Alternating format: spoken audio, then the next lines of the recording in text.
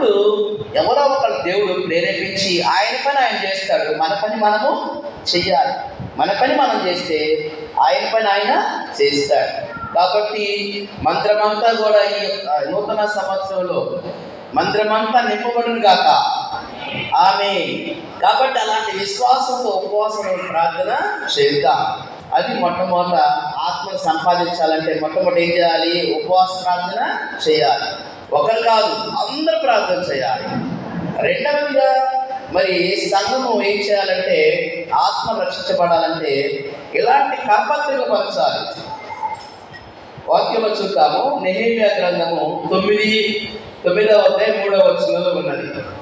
ఆ దినాల్లో తర్వాత మీరు చూడండి, ఆ దినాల్లో ఇశ్రాయేలు ప్రజలు ఒక జాము సేపు ధర్మశాస్త్రాన్ని పట్టుకొని వాళ్ళు నిలబడి వాళ్ళు ధ్యానిస్తూ ఉన్నారట. ధ్యానం చేస్తూ ఉన్నారు ఇశ్రాయేలు ప్రజలు. అయ్యో ప్రభువా, మా పాపాలు క్షమించండి, మా తల్లిదండ్రుల పాపాలు క్షమించండి, మా పితరుల పాపాలు క్షమించండి అని ఇశ్రాయేలు ప్రజలు ఒక జాము సేపు ఆ ధర్మశాస్త్రాన్ని పట్టుకొని వాళ్ళు ప్రార్థన చేస్తూ ఉన్నారు. అంటే ధర్మశాస్త్రం వాళ్ళ చేతుల్లోకి వచ్చిందంటే ఎవరో ఇచ్చినట్టే కదా. ఇప్పుడు నీవు ఆ దారిని వెళ్తున్నటువంటి వాళ్ళకి యేసు ప్రభు గురించి ఎలా తెలుస్తుంది? ఈ కరపత్రిక ఇస్తేనే కదా. ఈ కరపత్రిక ఇస్తే వాళ్ళు చదువుకొని ప్రభువుని తెలుసుకోవడానికి అవకాశము ఉన్నది. ఇక్కడ జీవాధిపతి ప్రార్థన మందిరం ఉన్నది.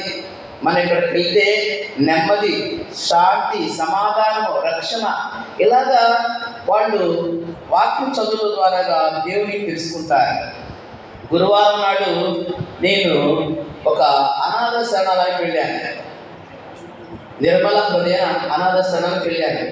అక్కడ సార్ని అడిగి అక్కడ ఉన్న అనాథ పిల్లలందరినీ కూడా గ్యాదర్ చేసి కూర్చోబెట్టి వాళ్ళకి కొన్ని స్వీట్లు పెట్టి ఇలాంటి కరపత్రికలన్నీ ఒక్కొక్కటి అందరికీ ఇచ్చేసి దాదాపు ఒక అర్ధగంట సేపు దేవుడి యొక్క వాక్యాన్ని వినిపించాను. అనాథ పిల్లలంటే మనకు అడ్రస్ ఉన్నది.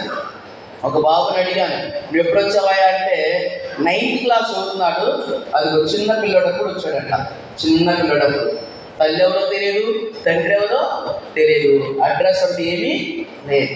అలాంటి వాళ్ళు తల్లిదండ్రులు లేనటువంటి అనాథలు, వృద్ధులు, కొంతమంది పిచ్చిగా కేకలు వేస్తున్నారు వృద్ధులు. చూడండి, మరి అలాంటి వాళ్ళని మనం వాక్య ప్రకారం చూసినట్లయితే నిజమైన భక్తి ఏది? దిక్కులేని వారిని, విధవరాళ్ళని, వాళ్ళ ఇబ్బందులను మనము పరామర్శించాలి, వాళ్ళకి మన సహాయము చేయాలి. ఈ ఇహలోక మాలిన్యం అంటకుండా మనల్ని మనం కాపాడుకోవాలి. అదే కదా నిజమైన భక్తి. కాబట్టి మనం సంఘమంతా ఏం చేయాలంటే, ఇంత ముందు కూడా పత్రిక ఇచ్చారు కదా మీకు, కరపత్రిక ఇచ్చారు ఒక్కొక్కరు 10 పంచాలని. ఇప్పుడు కూడా కొన్ని తీసుకొచ్చారు, అయ్యగారు చెప్పారు. సో కాబట్టి సంఘమంతా ఏం చేయాలంటే పత్రికలు మనము పంచాలి, మన అడ్రస్ చెప్పాలి. ఇక్కడ దేవుడి మందిరం ఉన్నది, ఇక్కడ గొప్ప రక్షకుడు అని యేసయ్య గురించి మన వారికి చెప్పాలి.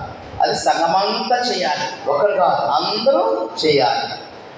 అలా మనం ఆత్మను సంపాదించవచ్చు.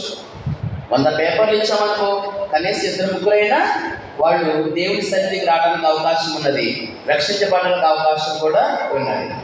కాబట్టి ఆత్మను మనం సంపాదించాలంటే సంఘం చేయవలసినటువంటి మరొక బాధ్యత ఏంటంటే గృహాలు దర్శించాలి.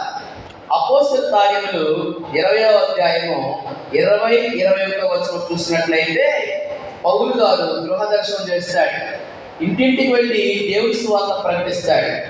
కాబట్టి మనం దేవుడి సువార్త ఎవరైతే ఆగిపోయారో, ఎందుకు ఆగిపోయావు, ఈ సమస్య ఏంటి అని మనం ప్రార్థనకు వస్తూ ఆగిపోయిన వాళ్ళని మనం దర్శించాలి.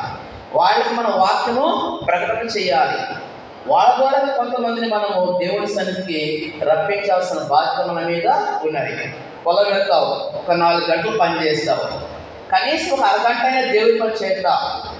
ఎవరెవరు మందిరానికి వస్తున్నారు, ఎవరెవరు ఆగిపోయారు, మరి ఎవరో అసలు ప్రార్థనకు వెళ్లకుండా ఉంటున్నారు అని మనం ఏం చేయాలంటే ఆ గృహాలు దర్శించి మళ్ళా తండ్రి సన్నిధికి వచ్చినట్లుగా, మళ్ళీ ఆయన సన్నిధికి వచ్చినట్లుగా మనం ఏం చేయాలి? ప్రయాస పడాలి.